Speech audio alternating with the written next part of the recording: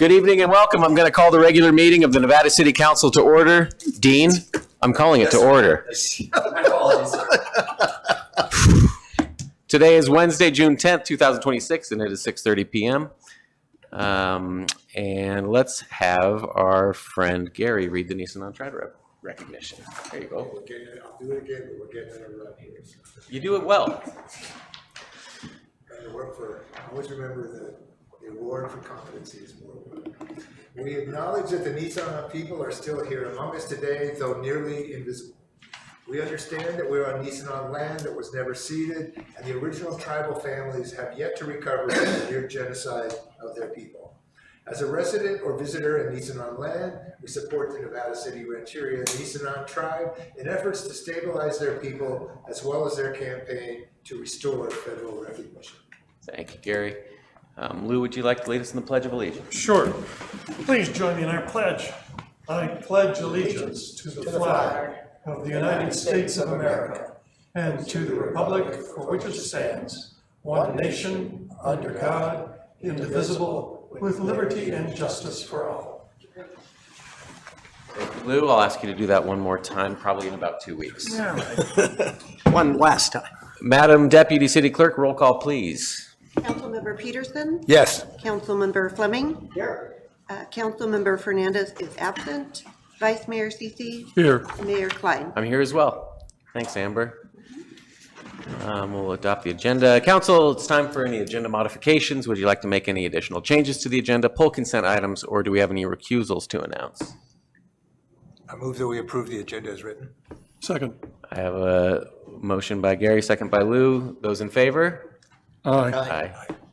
Any opposed? Hearing none, moving on to proclamations. All right. This is a long one. On purpose. You're good at these. There's plenty of time. I'm terrified I'm going to mess up the acronym. Okay. This is for LGBTQ plus Pride Month 2026.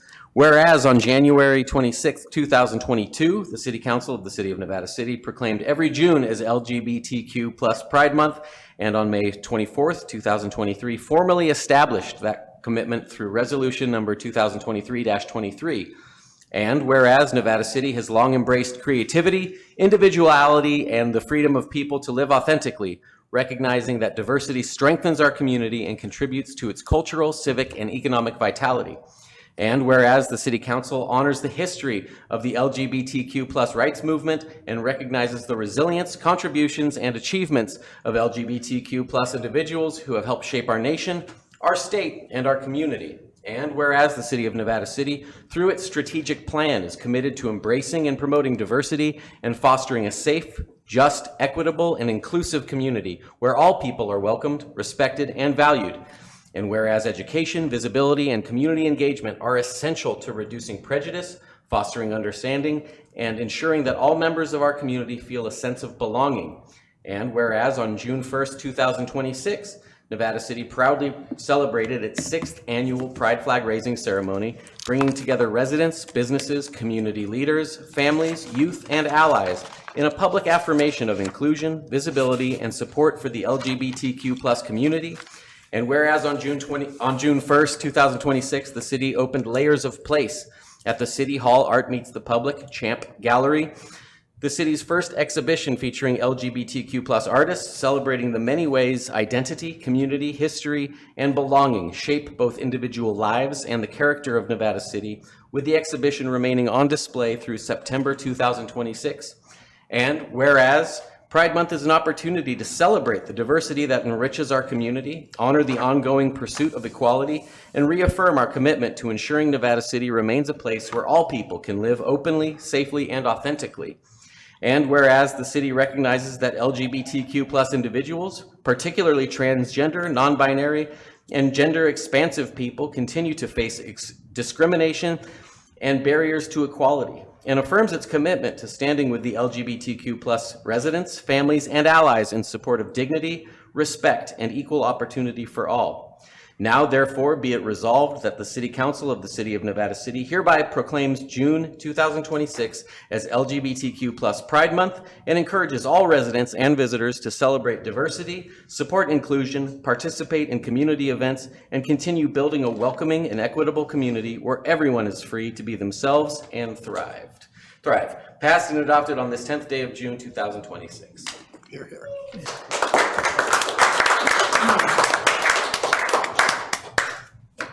Also, I think we've got an introduction of new staff. Yes. I'm holding on to this. This is for us. Okay.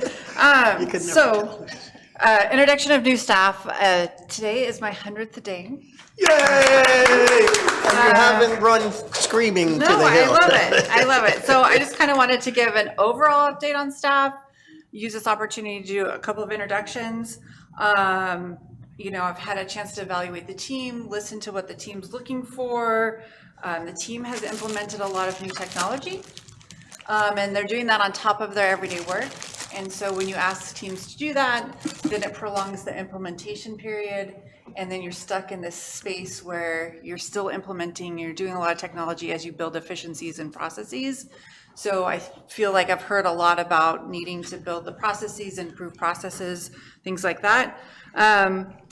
But first, I want to recognize Stephen Erlandson.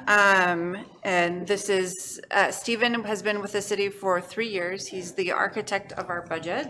And he has let us know that he is no longer going to be working with us because he is going to be pursuing his love of teaching. So he's stepping away from local government. So at the end of the month, you'll see him on June 24th. But after that, we are on our own and we're in good hands with the team here, but I wanted to thank him publicly for his service and it not be a surprise when he's here on June 24th and it's his last meeting. So making you aware of that.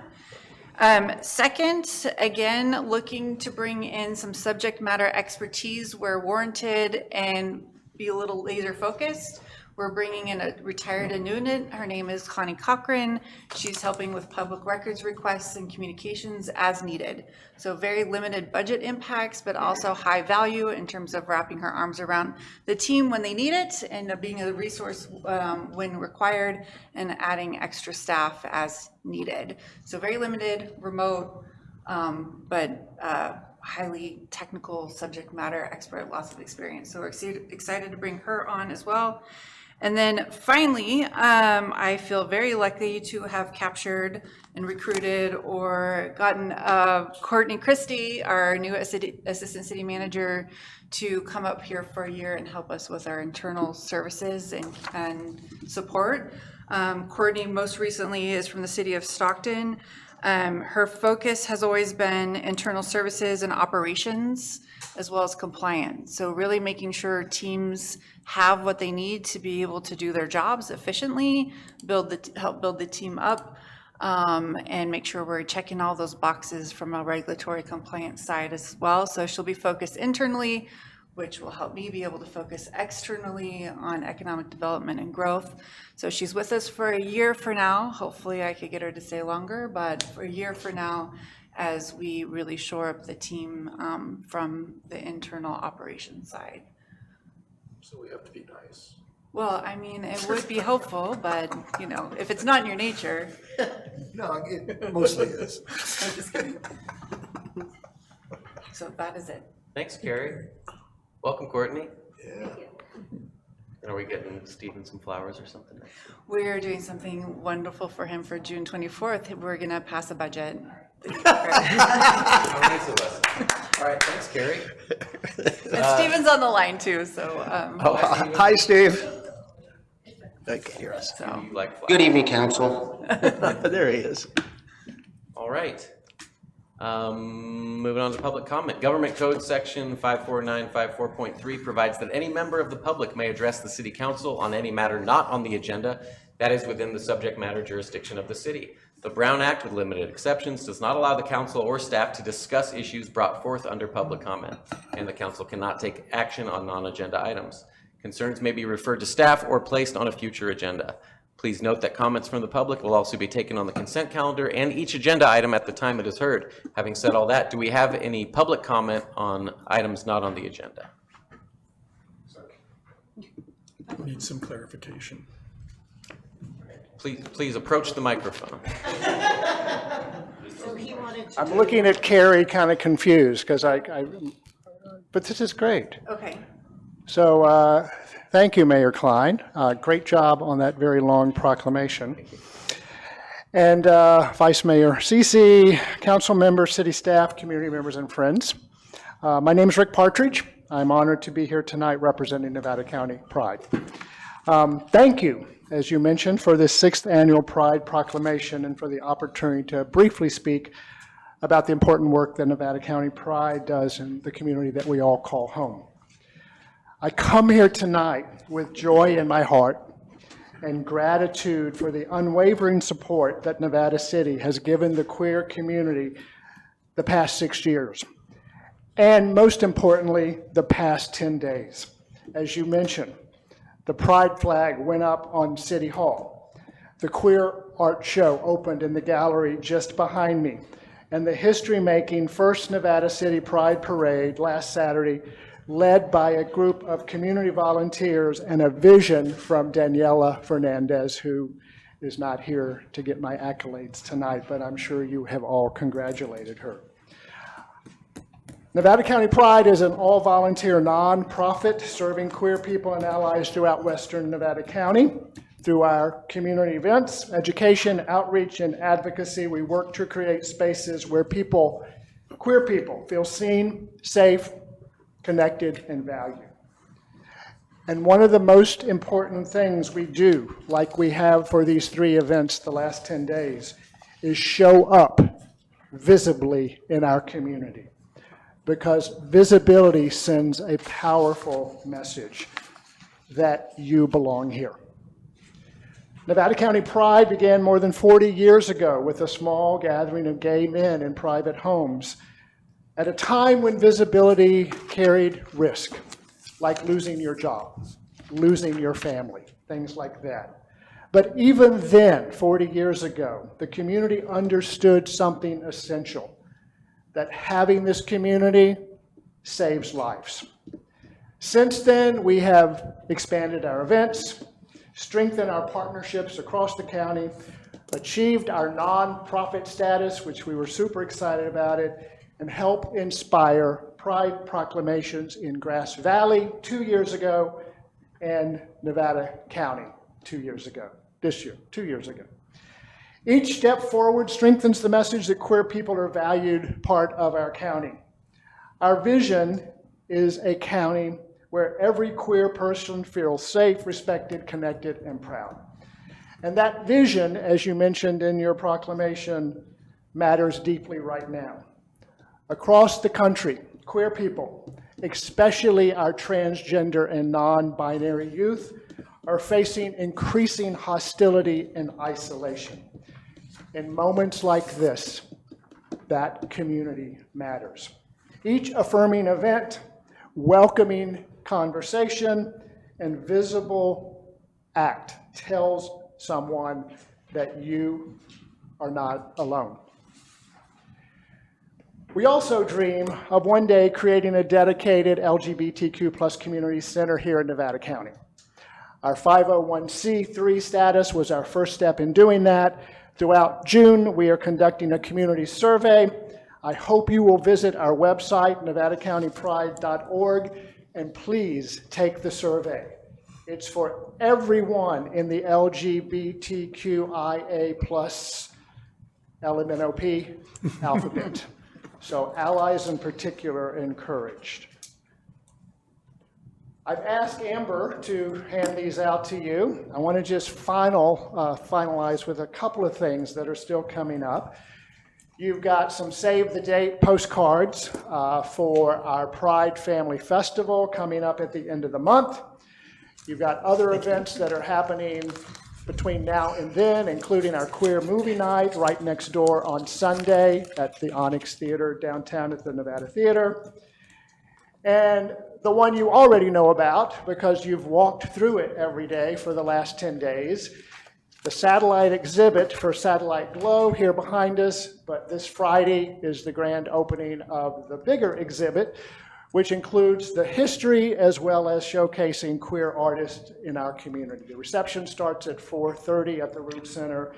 I hope you can join us. The exhibit, if you've not seen it yet, is a reminder that we have always been a part of the cultural fabric in this community. This history goes all the way back to the indigenous folks, and we were so grateful that they participated when we reached out and asked for some of their history. This brings me to my final thought. Pride is more than a parade or a flag raising, although those are critically important. It's the courage in our community to replace isolation with belonging. It's the belief that fundamentally every person deserves dignity, respect, and the freedom to live their authentic life. That is the future that Nevada County Pride is working toward. And on behalf of Nevada County Pride, thank you for your partnership, leadership, and your commitment on this council to help build a more welcoming Nevada County. Thank you. Thanks, Rick. Hi, Gordon. It will be for you. Oh, yeah, thanks for that, Gary. For the record, I'm Gordon Gossage of Regenesis Planet, and I'm really excited to share that I've begun working with Graham Gardemeyer, the recent head of the Nevada County Youth Commission, and together we're creating a Nevada County Student Civic Recruitment Corps, a youth-led, nonpartisan civic engagement program in which high school students will invite adults to participate in public life and help ensure that participation better reflects the full range of our Nevada County neighbors. Because we're not a 501c3, we would appreciate help identifying a nonprofit fiscal sponsor and potential funders. The purpose of the program is modest but important. High school students working with educators, the Youth Commission, and community partners will help residents learn about public meetings, upcoming issues, and ways to participate. Residents could then decide for themselves whether to attend meetings, submit written comments, or offer 3-minute public comments. Students will not advocate for any policy position. They will simply invite participation. This matters because local decisions about housing, wildfire resilience, public services, land use, and community character affect everyone. Yet public meetings often hear only a small and unrepresentative subset of residents. Many people don't participate because of work schedules, childcare, unfamiliar procedures, or because no one has ever asked them. This is not a criticism of public bodies or existing participants. It is a participation gap. Some residents become habitual commenters, while many others remain unheard from. A student civic recruitment corps could help narrow that gap while giving students a real-world civic learning experience. Students will be trained as neutral civic ambassadors. Interested adults will opt in through a secure online form managed by adults, not students. Over time, the program could help build a participation pool that better reflects Nevada County by geography, age, renter or homeowner status, and other appropriate community attributes. The safeguards are essential. The program must be nonpartisan, voluntary, privacy conscious, and viewpoint neutral. Students require participants, not positions. Adults speak entirely for themselves. Graham and I are speaking with educators, youth commission members, potential funders, and community leaders about launching in 2026-27. Our goal is simple: strengthen civic education for students while expanding the number and range of Nevada County residents who participate in our democracy. Thanks, Gordon. Thanks, Gordon. Thanks, Gordon.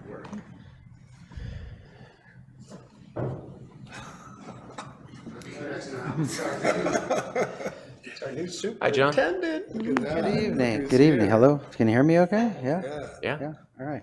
Good evening. John Baggett, Superintendent, Nevada City School District. Just here this evening to thank the council for considering, respectfully request for our consideration for the Prop 64, redirecting the dollars in the original intent of the Prop 64 grant for the Seven Hills Field.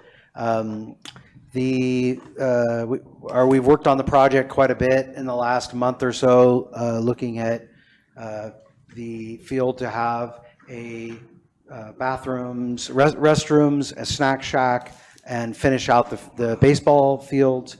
The district has set aside, and originally, a couple of years ago, we agreed to set aside $150,000 for the project. The money is still sitting there waiting for the project to move forward, and we are shovel ready for that.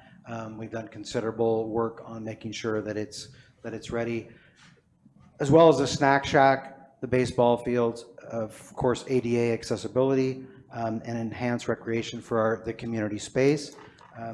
Love to have that joint project with the city to improve. One of your goals is to increase city parks. Also on the ballot was Measure H. Thank you for those of you that supported that measure. It was $26 million for the school district. It is highly likely to pass. It just bumped up to 64%, and it has to pass at 55%. And some of those dollars, all of those dollars, we're trying to keep local contractors, and that, as well as other funds, if there are conversations we need to have in the future about further discussion about community parks. I would love to have that discussion with the council or with the city manager. And Carrie and I have worked collaboratively together on some of this, as well as your staff. Brian McAllister has been really helpful in designing that property up on the field and looking at it for some next steps to improve our field. So thank you for the collaboration, and I urge you to consider redirecting those funds back to the original intent so we can have that collaboration together. Thank you. Thanks, John. Thanks, John. Now it's your turn. I'm not as official as those guys, but I'm Steve Hillis. I live next door, 20 feet that way. I just want to say thanks for your engagement every week, every 2 weeks, coming here, and your involvement in our town. I walk the town in water in the afternoons, and looking at the flags in the years past, a lot of the flags have been taken. This year I have none. They're all there, which is great. And I thought this last parade was one of the funnest, or the funnest parade I had. And being a new Instagrammer, it's the highest Instagram reel I've ever had. I got like 1,000 likes, which is, it's a big deal, I guess, if you're 18, but still. Seriously, I like our town. It's looking really good. I've been talking to people around town. I see Chief of Police here, and I was asking. I saw him up on the balcony during the parade. He's having a good old time, and I was talking to the guy next to me, and he said that guy has done really good things for our town, and I agree. There's 2 or 3 people that have said good things about our chief, and I agree. So thanks for being here. Spring Street, sort of the ugly stepchild of our town. Love to get more involvement there. Lights, more. It is the place where people park or get diverted by. I'm there forever. I'm going to be here next door forever. So I would love it to be a little bit more. And I cornered our city manager a couple weeks ago and said, hey, and I gave her about 5 minutes of my mind about my ideas, but it's all good. We're in a great place, and we should feel lucky to live in our little town in Nevada City. So, and with that, thank you. Thanks, Steve. Yeah. Before we move on, do we have any other public comment on matters not on the agenda? Hearing none. Thank you so much, everyone.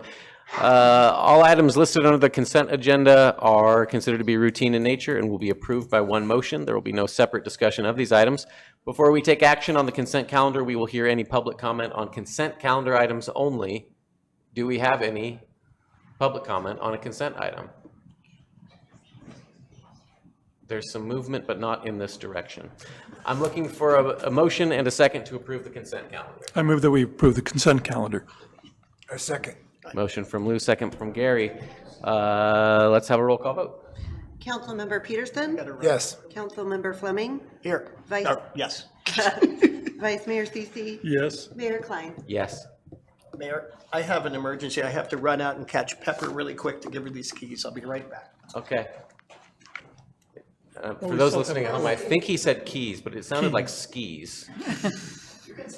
He's possibly giving Pepper some very small skis, as is our custom. How are you, Dean? You can carry on, Mayor. Yeah, we got a quorum. We got a quorum. Okay, I don't know. Roll on. So, past consent, so we're on to the public hearing in compliance with Assembly Bill 2561. Carrie, what do you have to tell us about this? Well, I have Stephen on the line to back me up, but I'm going to go ahead and try and get through the hearing. So there is a bill, AB 2561, that asks public agencies to conduct a hearing to present the status of vacancies, recruitment, and retention efforts. And we have to do a couple of different things. We're required to have the public hearing, which we're doing now, notify and let employee organization participation happen at the hearing. So they were all notified that if they wanted to come to the hearing and say anything, they're welcome to do that. And then we have to do additional reporting if we have a high vacancy rate. Overall, the city has a really incredible vacancy rate in terms of less than 10%. Working with a lot of local agencies, there's a lot of agencies that have much higher rates and a lot of future retirements. It's something that's people are very concerned about. So we have overall very relatively low vacancy rate. For our Nevada City Miscellaneous Employees Association, 0. Nevada City Police Officers Association, 20%. Nevada City Management and Supervisor Employees, 10%. Underrepresented, 0. So in terms of the Nevada City Police Officers Association, we have 2 police officer positions are currently vacant. 1 vacancy is planned to be filled with a police officer trainee who's going through the academy. And the second, we currently have proposed is keeping vacant for budgetary reasons, and that will be decided at the next meeting. And that pretty much concludes the information on the report. If you have any questions, I'm happy to answer, or we've got Stephen with us who can help answer as well. Are there any staff people who wish to speak about any of these vacancies? Chief? Okay, very good. Was that public comment? Sure. It's a public hearing. So you're gonna call public comment? Do we have any public comment on this matter? Very little. Offer not, have a comment. Yeah, go ahead, please. Thank you. These are really low numbers, especially in today's world. I think some of you know I work with a lot of different cities and stuff, and it wasn't uncommon for the last couple of years to see 20% rates I'd never seen. Post-COVID, they're the highest rates I'd ever seen. Over 6 million local government employees retired from 2022. So between the retirements and people moving around and the job shift and stuff, this is remarkably low numbers for the time in which we live. I just wanted to call that out. Yeah. And a lot of it was because of the efforts we made to, on parity, to keep the valued employees we have, recognizing without paying them appropriately, or at least competitively with that other city, that we could keep our employees after we trained them, and that's a big part of it. So, yeah, that's it. I'm done. Thanks, Gary. I have a practical question for the chief. Yeah. Chief? So, when we're talking about a police trainee going to the academy, what is, and I know that's not a done deal, that they're always going to make it through, to a sworn officer, right? So if somebody graduates in July, they're starting in July, right? So currently, or just hypothetically? This one trainee that we have on. Should be starting in July, yes. Okay. So how long does it take from the academy to actually being on the ground and working independently? Almost a year. So you have, the academy is about 6 months.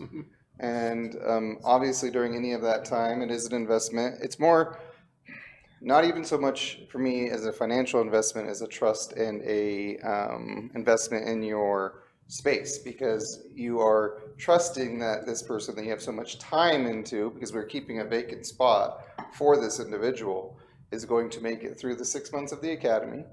And this, they could drop out at any time. For example, we were looking at hiring a different individual on the 6-month academy. He failed the last 5 days before graduation. So you can have that position held for up to 6 months, and then they could drop out at any time and you have to start all over again. Even before you hire the individual, it's about a 3-month process for background checks. So to hire one officer, you're looking at over a year from the time that you hire them to get them on the street. That's for a new officer. For a lateral, it's quite a bit less expenditure of time. And laterals are much harder to get. Everybody's looking for them. And I sometimes prefer hiring. You can actually select who you think is going to be a great fit for your organization in your city. But anyway, after the 6 months, then it is a minimum of about a 4-month FTO program, and that's field training officer. Well, somebody as a senior officer will train them in the street. So then they're riding with 24/7. You know, they're never allowed to be on their own, and they get in-field training. So it's about a year process just to get that individual so they're in the car by themselves and you have that extra number on the street. So it is a huge investment. We take it very serious, and yeah, it's a risk. Yeah, I know you do. It's great that we may potentially have a female officer, so that's what the memo is there. But, so we have technically 2 vacancies, right?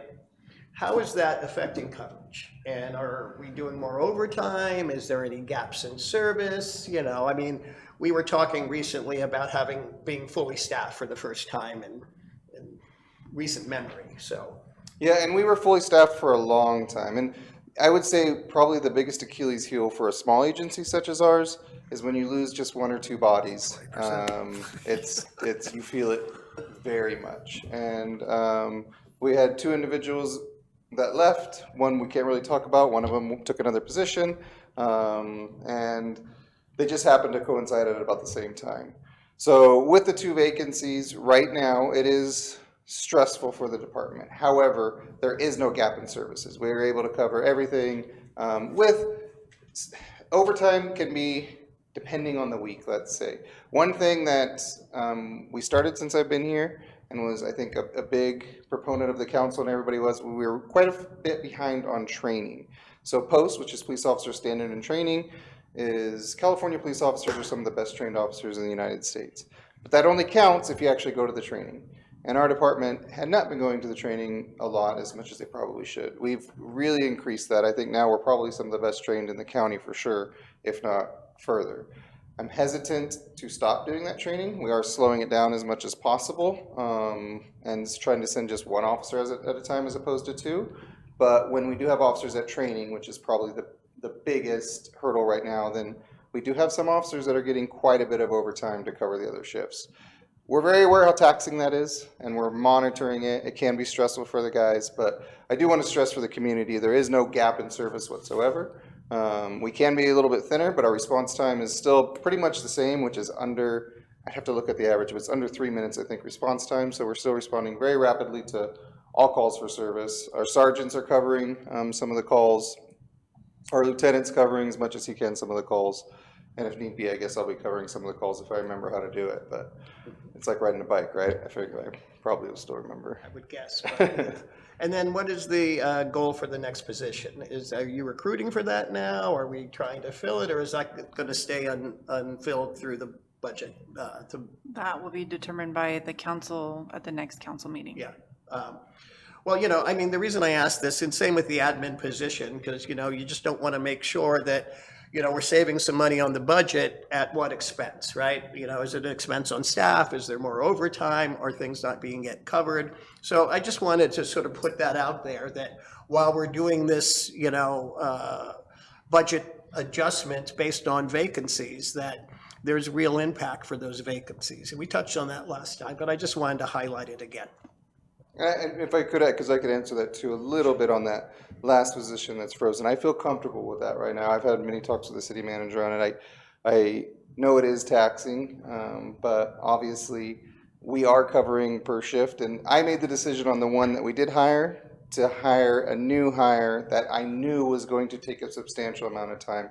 I kind of believe in this is short-term pain, which I think is going to be a very good payoff at the end of it. So we are weathering it. We're aware of it. And I feel like, too, we're not actively recruiting, but if we found the best candidate that came out there ever, trust me, I'd be going to the city manager and saying, this is a great one. Excellent. Thanks, Chief. Thank you, Chief. Thanks, Doug. Lou, anything? Yeah, I'm looking forward to the next meeting to talk about the budget side of this stuff. It's encouraging that we're doing better than a lot of jurisdictions on this. I think we all wish that the vacancies were zero, but given the situation that we're doing comparatively well is nice. Stephen, do you have anything you want to add? No, sir.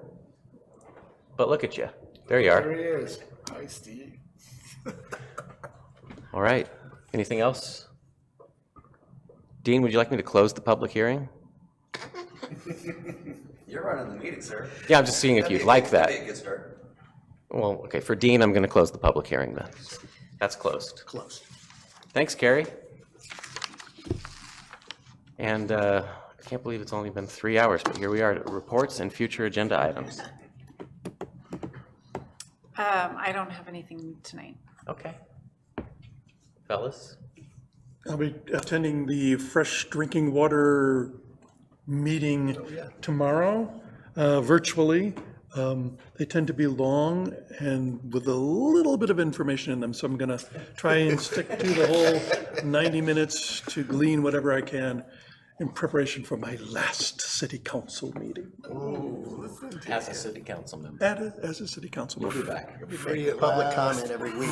Free at last. Free at last. On our side. That's good. A semicolon in your clause, yes. Good heavens. Doug, anything? No, we postponed one of our meetings. What did I do? I attended the wildfire resiliency meeting that was a sort of outreach to, it's mostly a community engagement,